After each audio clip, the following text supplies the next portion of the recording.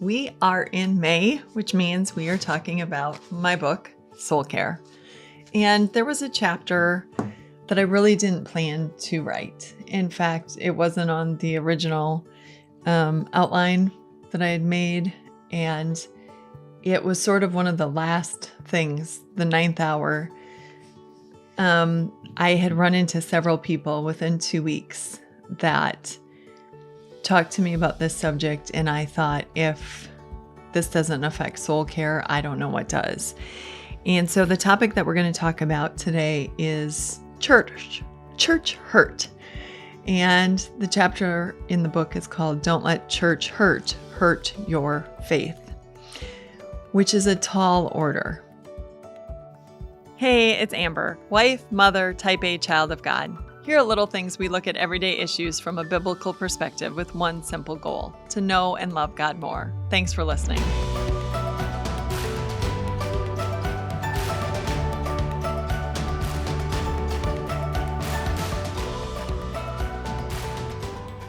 So, first of all, let's just talk about what is church hurt.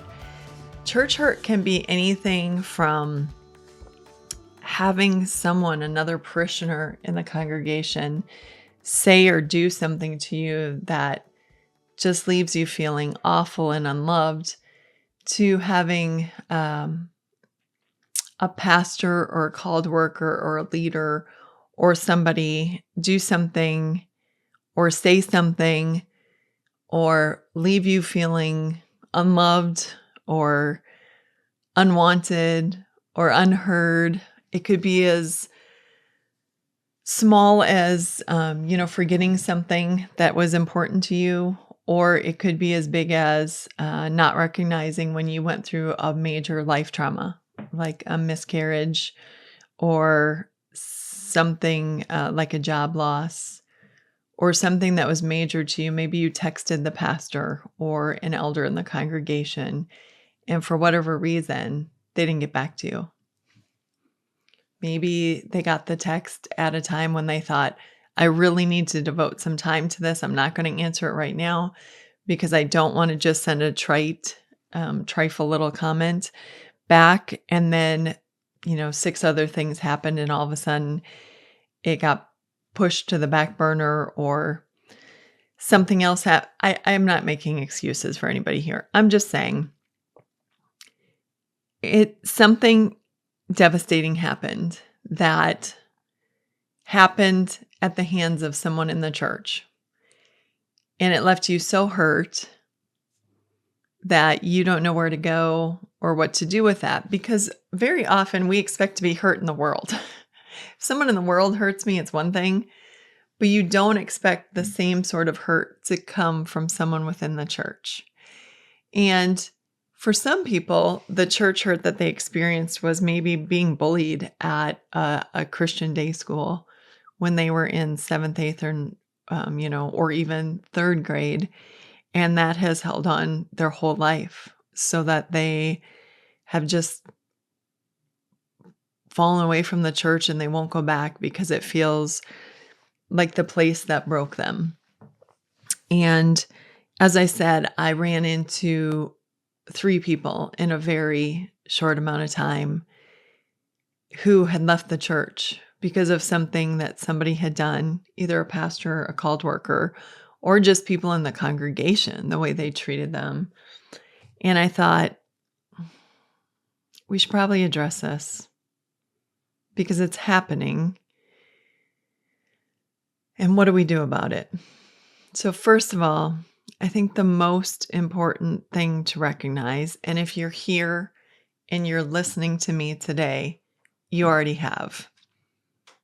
But you may know people who need to hear this message that you can share with them. The first thing to recognize is that God didn't hurt you. People did. And this is nothing new. We live in a super sinful world. We're all sinful. We're all flawed. And for whatever reason, as long as we're in this sinful world and we're struggling to control our sin, for whatever reason, sometimes it goes unchecked. And that's a problem because people get hurt. Now, there's two different categories here. You have to look at, there are some times that people hurt us, like the pastor. Let's just use the pastor as an example in this case. And he might not even know that he hurt us. Let's just say that there was the anniversary of our husband's death or our child's death or something, and the pastor has always sent a text or sent a note, and the day goes by and you don't receive anything, and you think, this is such a monumental day in my life, or but he might just have been human and forgotten, and he doesn't even know. Or maybe he said something in passing that was, in his mind, a joke or funny. I had that happen to me once, where somebody did something as a practical joke, and I took it very much the wrong way. Very, very much. They found it extremely funny. I found it insulting in a big way. And when it comes from a leader in the church, it's kind of rough, but they might not even know that they've done it, because in their mind, they're saying something funny or they're doing something funny. And if they're not there to see your reaction, they don't understand that what they did hurt you. So they might not even know. So you've got that. And then you've got the leaders or the people of the church who know that they've hurt you, but they're solid on where they're standing. Like, yep, you know what? This is the way it's going to be. And you may feel hurt, or you might not like my approach, or what have you, but this is the way it's going to be. And those are two very, very different things.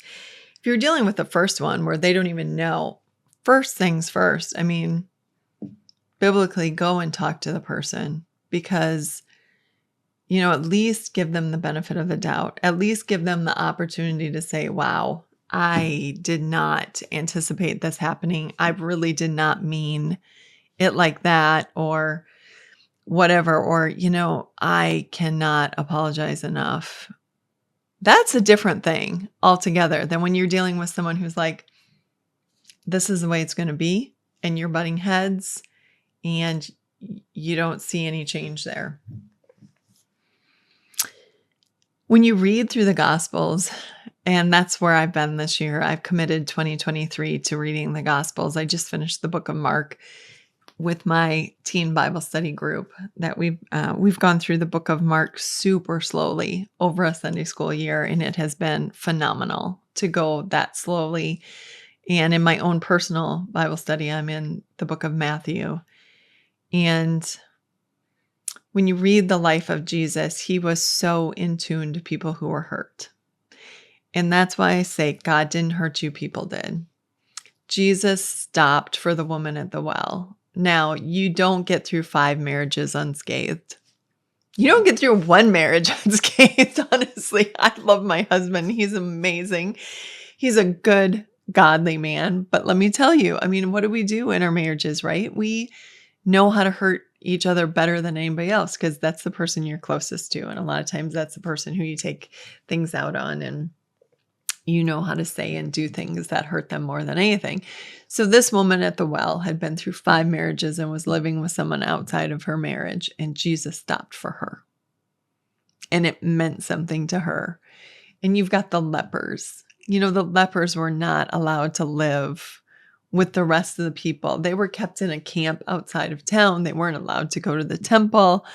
You've got the woman who was bleeding for 12 years. Again, she would have been ostracized, and it would have been, she was unclean. And you've got the blind men who were calling out to Jesus, and the man born blind. And, the disciples saying, who sinned? Who sinned? And they're talking right in front of this blind man.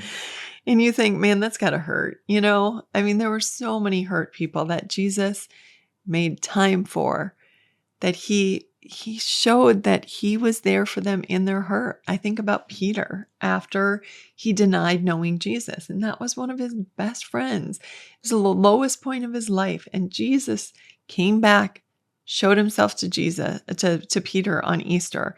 He reinstated Peter. I think about Thomas, another one of the disciples who, had gone through the trauma of watching Jesus be crucified, and then wasn't in that room when Jesus appeared to the rest of the disciples. And so, when they're all like, no, Jesus is alive. He appeared to us. And he's like, see, unless I see it for myself, unless I touch him, I'm out. I'm not doing this. And Jesus came back.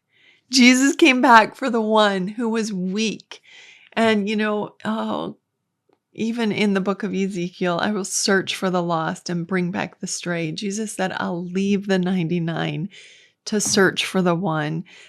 The prodigal son, just gives us this heart of God the Father towards the person who's lost, straying, hurt, stuck in sin, whatever, which is so different. It's so different than how we do things on this world. We all think, oh, we're part of the crowd. We're here on Sunday. And this is, we're worshiping and we're on fire and we're God's people. And God is there too. But man, he's looking out for that one who's hurt and who's bruised and broken because of something or someone in the church. God knows, and he has a heart for people who are hurting and broken. So that's one thing we have to keep in mind. But then we have to keep something else in mind too. And that is that God entrusted the church to very flawed and sinful people. So when I was reviewing the series that Pastor Mike did for our Behind the Series program, it aired in 2022 and it was called Jesus Judges Churches Too. And Pastor Mike preached on the letters to the churches in Revelation. And one of the things that he said that has just stuck with me is that Jesus didn't say in these letters, man, we gave this a go and you guys really screwed it up. So we're just gonna, forget the whole church idea and we'll go to plan B. He didn't say that. He said, do better, get rid of the sin, come back to me, be full into me the way you were when we first started this thing. But he didn't say, hey guys, this was a bad plan. So let's quit the corporate worship thing. Let's quit doing that. And you just do this on your own. That's not what he said. Everybody sins, and you can't get away from that. Whether you're in a marriage, when you go to work, in your neighborhood, and in the church, there's sin everywhere. And as much as we want our churches and our marriages and our schools to be unscathed by sin, that's just not the reality. The reality, as long as we live in this sinful world, we're going to have to deal with this. So, how do we go about this? Well, one thing to remember is what God expects of us. And that is that we forgive people their sins. Now, hold on. If you've been hurt, I get it. So I'm right there with you. I'm not condemning you and tell you to do something and put up with how you've been treating. I'm not saying that. We'll get there. Just what do those of us who have been hurt by the church, what does God expect of us? Okay, let's just go there first. Me first when it comes to the problem. You first when it comes to serving others. Okay, so first me. God expects us to forgive people. Every time we pray the Lord's Prayer, we say, forgive us our sins as we forgive others. Expectation. Peter came up to Jesus and said, how many times should I forgive my brother? 7 times enough? And Jesus said, Peter, let's just do 70 times 7. In other words, don't keep track. Don't keep score. And then he told the parable of the unmerciful servant. And the point of that parable is this: God forgives us continually. We are constantly sinning against God. He sees every thought, every word, every action, every grumbling, everything that nobody else sees. So we can convince the rest of the world that we are pretty good, but God knows the truth. And he forgives every single one of those sins.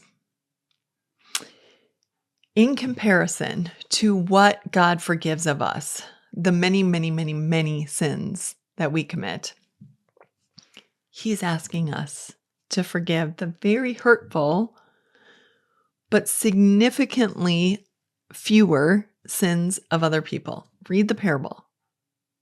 And so what God is saying in that parable is, look, I'm willing to overlook and forgive everything that you've done.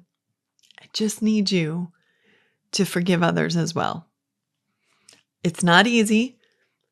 And I would say, having gone through this, it is a process. And you take steps and you keep moving in the right direction and you'll get there.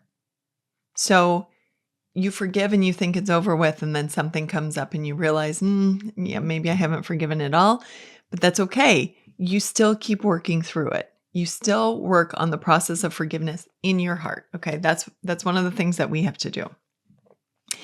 If you've seen the TV program, the series, The Chosen.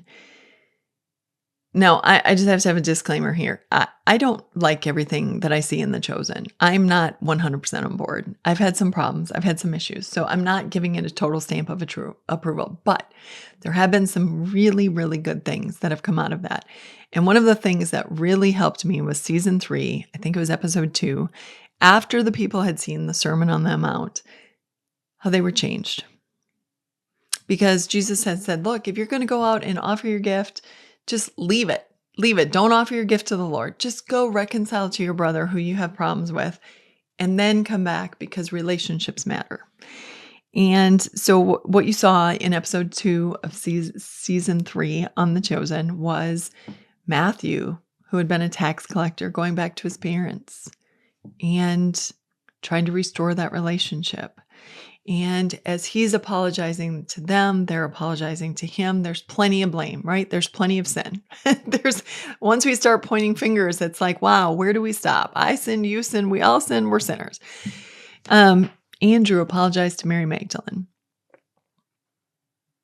That's a good place for us to start. Just try to forgive them. It's a flawed church. And yet Jesus is all about the church. Try to forgive them. Try to work on this. So here are 4 things that I'm going to suggest if you've been hurt by the church. Number 1, seek resolution.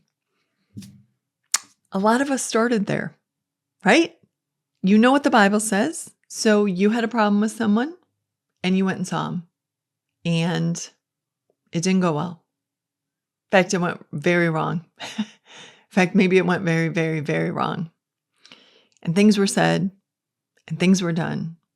And it's been bad ever since. Maybe it's been 2 years.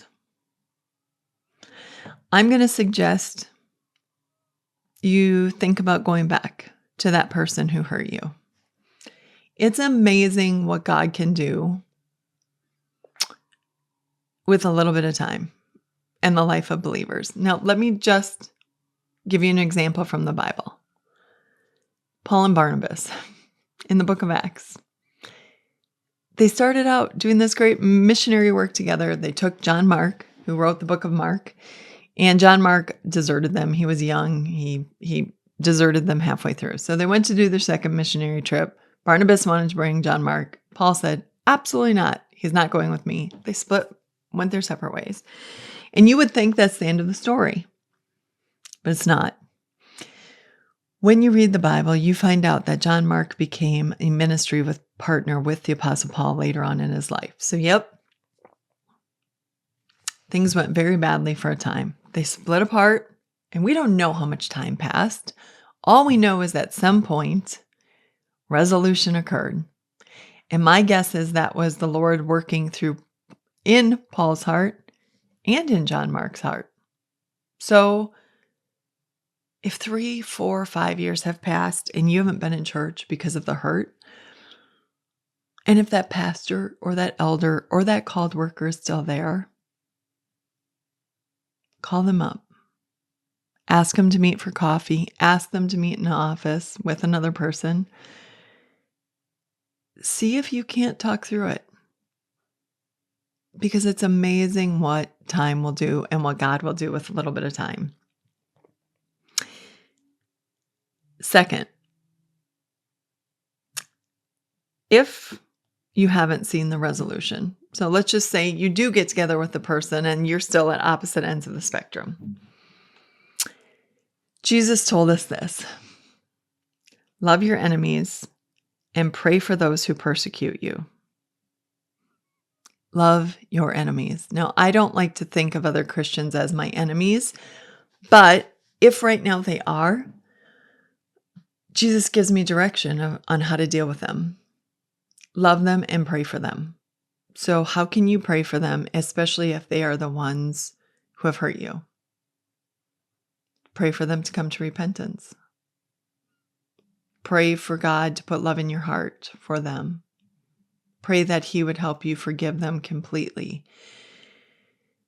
I have read the Voice of the Martyrs magazine for years, and I am astonished at the way people in other countries are able to do this. Someone comes in and slaughters their family, and they're saying, I have prayed for God to help me forgive them. In light of that, what I have gone through is so much less. There's been damage, but not like that. And I think, man, if they can do that, if Jesus on the cross can say, Father, forgive them, these people who, made His ministry miserable, they were constantly following Him around, questioning Him, not because they wanted to know the answer, they were trying to trap Him. The whole Holy Week, when you read through that account in the Gospels, it was just one, the Sadducees came up, then the Pharisees, then a teacher of the law. They were trying to trap. And then they sat beneath Him as He was in excruciating pain, hanging on a cross, and they mocked Him.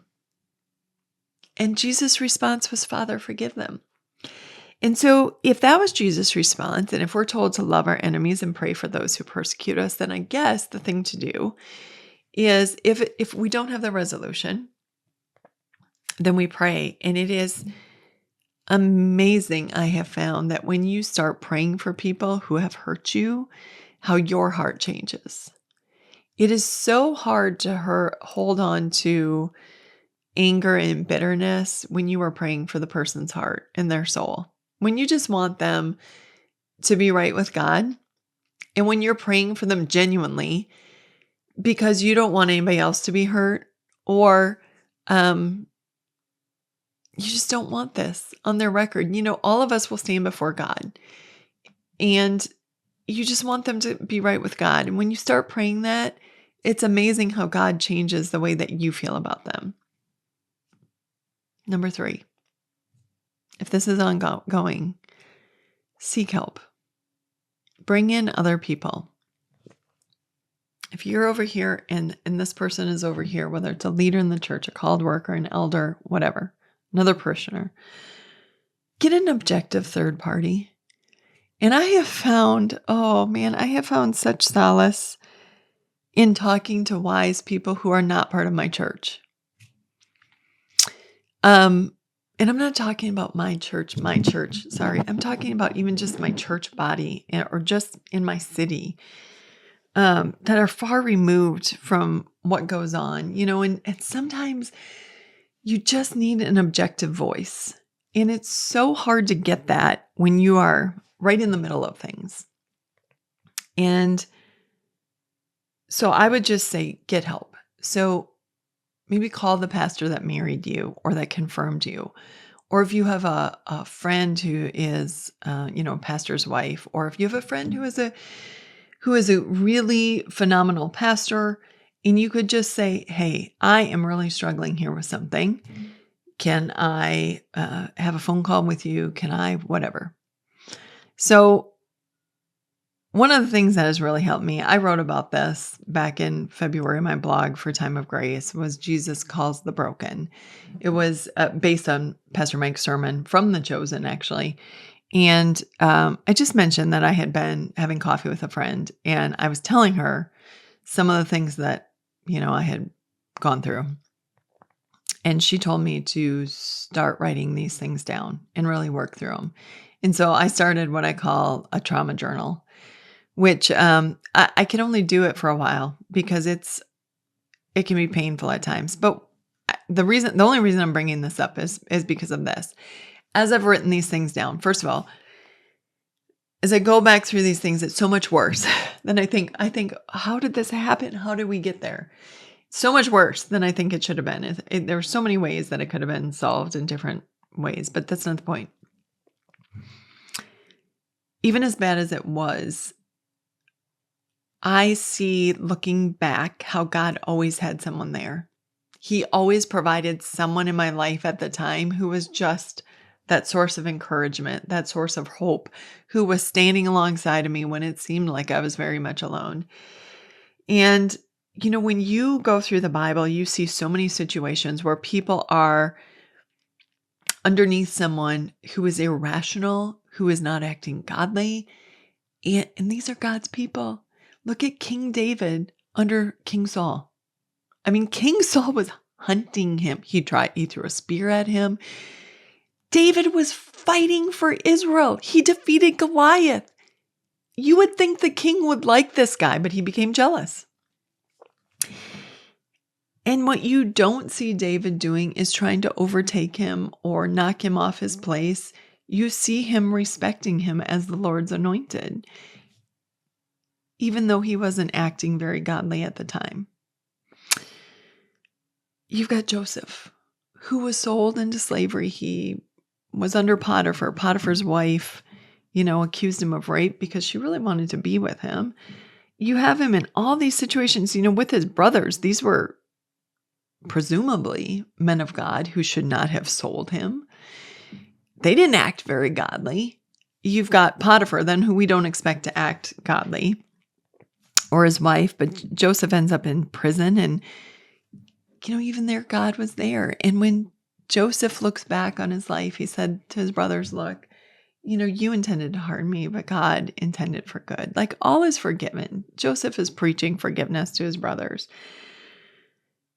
You've got Elijah, who, was on the run from Ahab, who was a prophet.